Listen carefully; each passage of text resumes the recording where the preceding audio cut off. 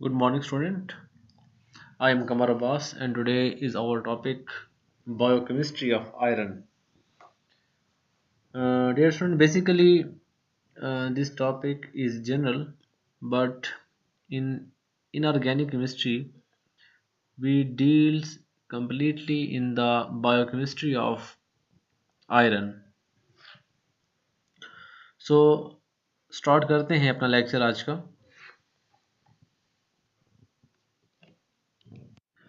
Iron. Iron is a mineral found in every cell in the body. It is vital for both physical health and the mental well-being. The total body iron content of the normal adult is 4.3 and 2.3 gram in men and women respectively.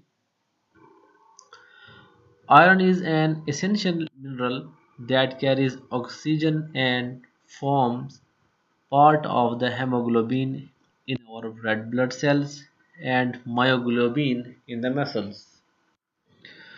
Iron is primarily stored in the liver, spleen, bone marrow in the form of ferritin.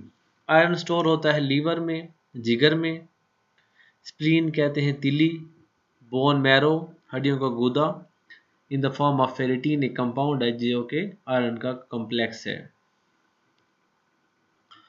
Function. Iron has three main functions. First, carrying oxygen. Second, maintaining a health immune system. And third is aiding energy production. Carrying energy, oxygen. Carrying oxygen from the lungs to the rest of the body. Iron का main काम क्या है कि जब एक blood जो है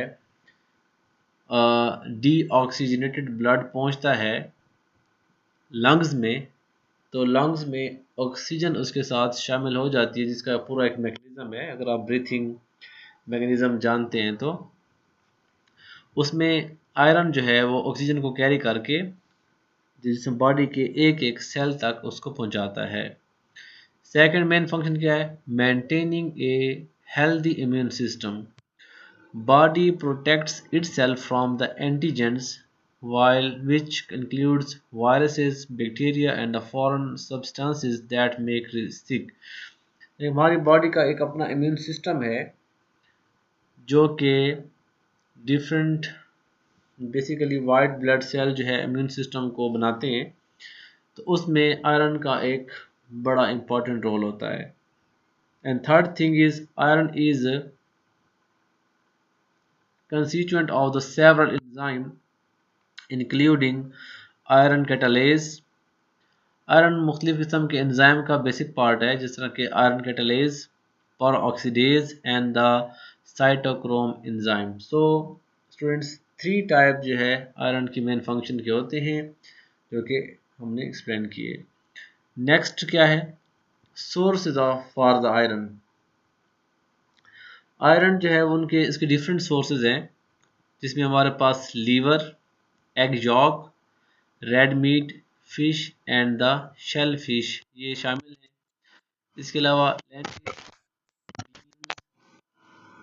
सोया food, green leafy vegetable and the raisins ये सारे जो है हमारे पास क्या है आयरन के सोर्सेज हैं.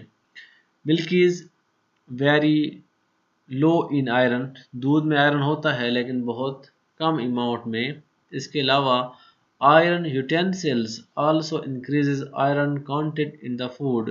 अगर किसी भी स्टील या आयरन के बर्तन में खाना बनाया जाए तो उससे भी आयरन के ज़रात जो है हो तो बहुत मामूली हद तक होते हैं लेकिन फिर भी साथ में शामिल हो जाते हैं और वो हमारी जो ग़िज़ाई ज़रूरियात में आयरन की कमी होती है उसमें वो उसको पूरा कर देते हैं. Type of iron. There are two types of iron in the food. One is heme iron, derived from the hemoglobin and myoglobin found in the meat tissue. जब आयरन हीम फॉर्म में होता है तो यूजुअली वो meat based source होते हैं और उस वक्त जो है ये दो फॉर्म में हो सकता है, either in the form of haemoglobin और in the form of myoglobin. ये दो आयरन के कंपाउंड्स हैं जो कि बेसिकली मीट बेस्ड हैं, यानी गोश्त के अंदर पाए जाते हैं। और दूसरी इसकी टाइप होती है non haem iron. Non haem iron कहाँ से? Derived mainly from the cereals, legumes, fruit and the vegetables. यानी एक हमारा एनिमल बेस्ड सोर्स है जो कि इसको हीम बेस्ड कहते हैं, और दूसरा जो है नॉन हीम सोर्स है जो कि प्लांट बेस्ड है। Heme iron. Heme iron is found only in the animal food. The iron in meat is approximately 40% heme iron and 60% non-heme iron। जब हम हीम की आयरन की बात करते हैं कि इसके अंदर गोश्त के अंदर, तो 40% उसमें जो आयरन होता है वो हीम फॉर्म में स्टोर होता है, जबकि 60% नॉन हीम फॉर्म में होता है। Plant food do not contain any heme iron. Heme iron is well absorbed and relatively unaffected by other factors। Heme iron हमारे बॉडी में जल्दी एब्जॉर्ब हो जाता है और इसको डिफरेंट फैक्टर्स जो है वो इफेक्ट नहीं करते, जो कि हम इस टॉपिक के लास्ट में देखेंगे। It is influenced to some extent by the body's iron stores.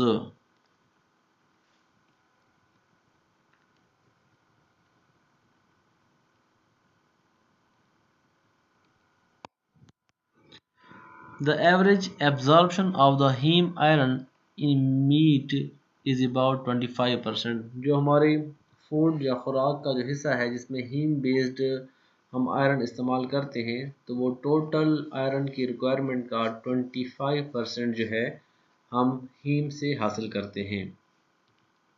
Second हमारे पास है नॉन हीम आयरन।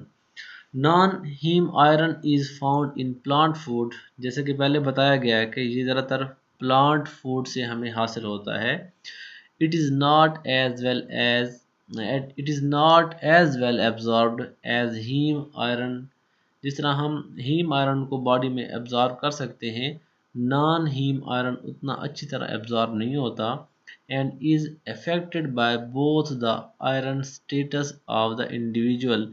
यानी कि इससे क्या होता है, ये बॉडी के अंदर कितना आयरन पहले से मौजूद है इस चीज़ पे डिपेंड करता है, and component in the food eaten at the same time. और इस चीज़ पे भी डिपेंड करता है कि हमने किस टाइप का फूड खाया है। Absorption of the non haem iron can vary from under 1% in an individual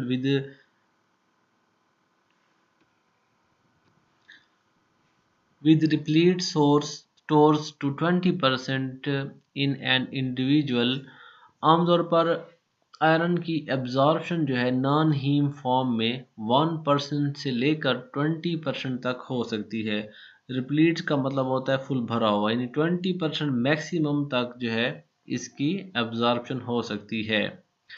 generally non haem iron absorption is less than 5%। ये इसकी 1% से लेकर 20% तक नॉन हीम आयरन जो है वो बॉडी में एब्जॉर्ब हो सकता है, लेकिन नॉर्मली जो है 5% से बिलो इसकी एब्जॉर्प्शन होती है। एब्जॉर्प्शन कहाँ पे होती है? एब्जॉर्प्शन साइड जो है प्रॉक्सिमल पोर्शन ऑफ इंटेस्टाइन, जहाँ पर आयरन की एब्जॉर्प्शन होती है। The absorption of the iron in the normal person is only 5 to 10% of the iron taken in the food। आमतौर पर जो हम फूड इस्तेमाल करते हैं उसमें जितना आयरन कंटेंट होते हैं उसमें से सिर्फ 5 to 10% ही एब्जॉर्ब हो पाते हैं। उसकी क्या वजह है?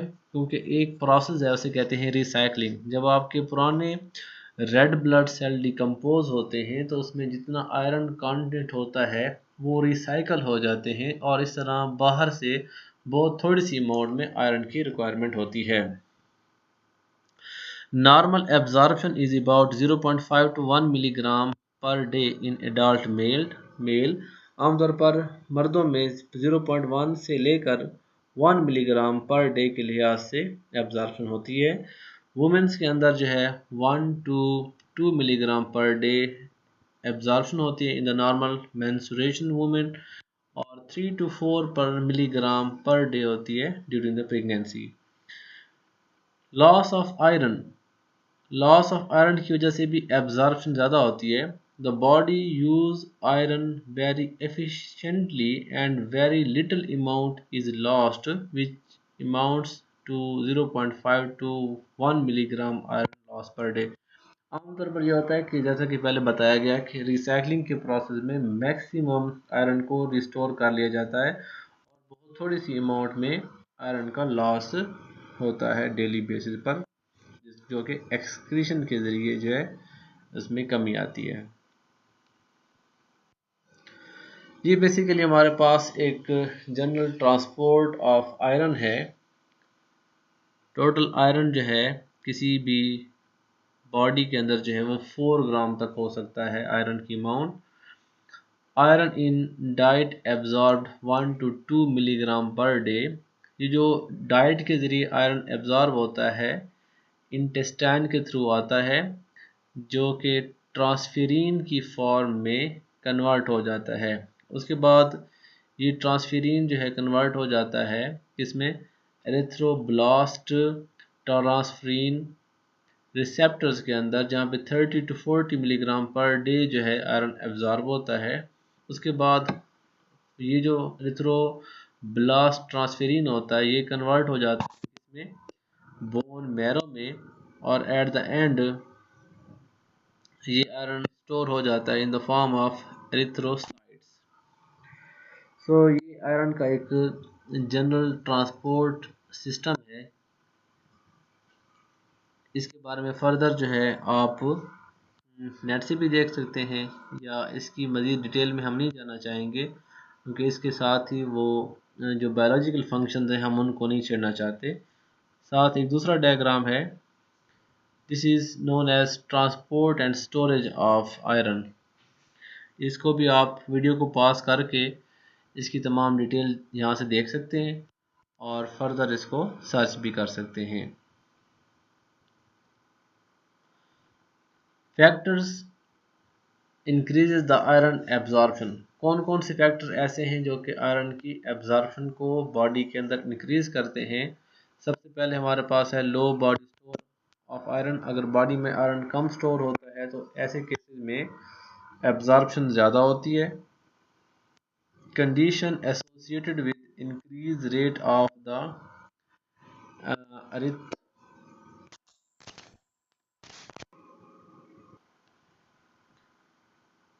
condition associated with increased rate of erythropoiesis। erythropoiesis उस प्रोसेस को कहते हैं जिसमें रेड ब्लड सेल की फॉर्मेशन ज़्यादा हो जाती है। यानी रेड ब्लड सेल की फॉर्मेशन अगर बॉडी में ज़्यादा हो जाए उस केस में भी आयरन की एब्जॉर्प्शन ज़्यादा होती है। थर्ड क्या है, taking ascorbic acid, succinic acid, fructose and sorbitol along with iron. अगर आयरन के साथ ये चीज़ें इस्तेमाल हो रही हों तो फिर आयरन की एब्जॉर्प्शन ज़्यादा हो जाती है। Intake of the inorganic iron, अगर मुख्तलिफ सोर्सेज से इनऑर्गेनिक आयरन ज़्यादा इस्तेमाल हो रहा है बॉडी में तो भी बॉडी आयरन को ज़्यादा एब्जॉर्ब करती है।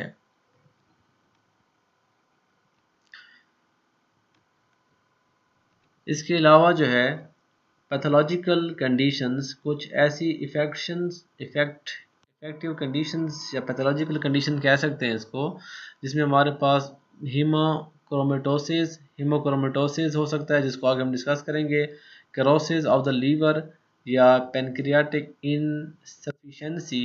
इन तमाम रीजंस की वजह से बॉडी के अंदर आयरन की एब्जॉर्प्शन ज़्यादा हो सकती है।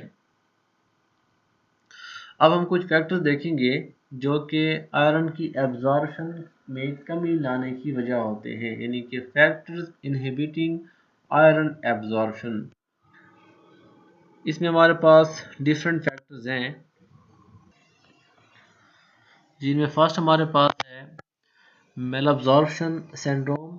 ये एक ऐसा सिंड्रोम होता है जिसमें बॉडी किसी भी किस्म के न्यूट्रिएंट्स को एब्जॉर्ब नहीं करती। डायरल डिजीज़ जो है बेसिकली ये इंटेस्टाइन के रिलेटेड एक डिजीज़ है जिसमें ज़्यादातर छोटे बच्चों में होती है। जो कि आमतौर पर उनकी इंटेस्टाइन से एब्जॉर्प्शन नहीं हो पाती, या इसके अलावा excess of phosphatase, oxalate and phytic acid, अगर बॉडी में इनकी एक्सेस हो जाए तो भी आयरन की एब्जॉर्प्शन नहीं होती। सब सब गैस्ट्रेक्टोमी, ये भी एक डिसऑर्डर है, स्टोमक का डिजीज़ है। Surgical removal of the upper small intestine, अगर स्मॉल इंटेस्टाइन को काट लिया जाए किसी भी ऑपरेशन की वजह से, तो उसकी वजह से भी आयरन की एब्जॉर्प्शन नहीं हो पाती। या फूड इनटेक अलॉन्ग आयरन, अगर डेली बेसिस पर इतना फूड मिल जाता हो बॉडी को जिसमें आयरन की अमाउंट मौजूद हो, तो उससे भी आयरन की एब्जॉर्प्शन नहीं हो पाती बॉडी में। इसके अलावा जो है antacid therapy, chronic infection and high body store of iron, ये कुछ डिफरेंट फैक्टर्स हैं जिनकी वजह से आयरन जो है वो बॉडी में स्टोर नहीं हो पाता। अब लास्ट में हम देखते हैं डिजीजेस, कौन कौन सी डिजीजेस आयरन की वजह से होती हैं, जिसमें सबसे पहले हमारे पास है anaemia. Iron deficiency in the blood leads to anaemia, blood के आरबीसी के अंदर आयरन की कमी की वजह से एनीमिया, ब्लड की डेफिशिएंसी पैदा होती है। सेकंड बीमारी का नेम है हेमोक्रोमेटोसिस। Hemochromatosis is a disorder in which too much iron is stored in the body. इस केस में बॉडी में बहुत ज़्यादा आयरन स्टोर हो जाता है and getting a lot of blood transfusion, blood के अंदर जो है ट्रांसफ्यूजन होता है, नॉट डिफ्यूजन, इट्स फ्यूजन। इसके अलावा जो है हीमोसिड्रोसिस एक और बीमारी है, ये भी एक्सेस ऑफ आयरन की है। Excess of iron is stored in the form of haemosiderin in the skin, pancreas, liver and spleen. Body के मुख्तलिफ हिस्सों में आयरन स्टोर हो जाता है हीमोसिड्रीन कंपाउंड की फॉर्म में।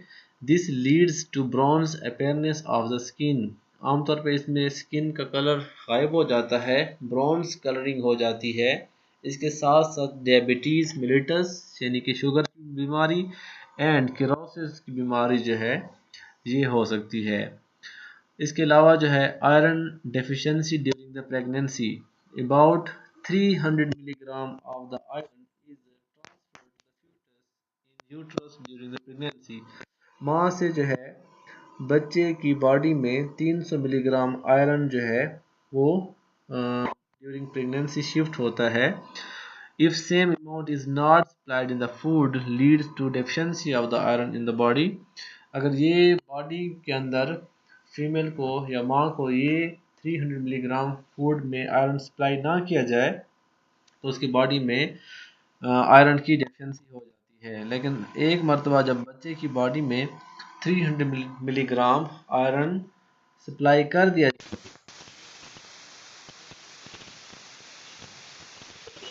उसके लिए ये काफ़ी, क्योंकि बच्चे की बॉडी में कामल नहीं हो रहा होता। सो डियर स्टूडेंट्स, आज की इस टॉपिक में हमने जनरल बायोकेमिस्ट्री देखी आयरन की, इसके सोर्सेज, इसके फंक्शन, इसकी ना होने की रीज़न और लास्ट में इसकी डिजीज़। तो इंशाल्लाह नेक्स्ट लेक्चर में हम जो है फर्दर आयरन बेस्ड कंपाउंड जो है जिसमें हीम और हेमोग्लोबिन वगैरह शामिल हैं उनको हम इंशाल्लाह डिटेल के साथ देखेंगे। तब तक के लिए अपना ख्याल रखें और दुआ में याद रखें। अल्लाह हाफ़िज़।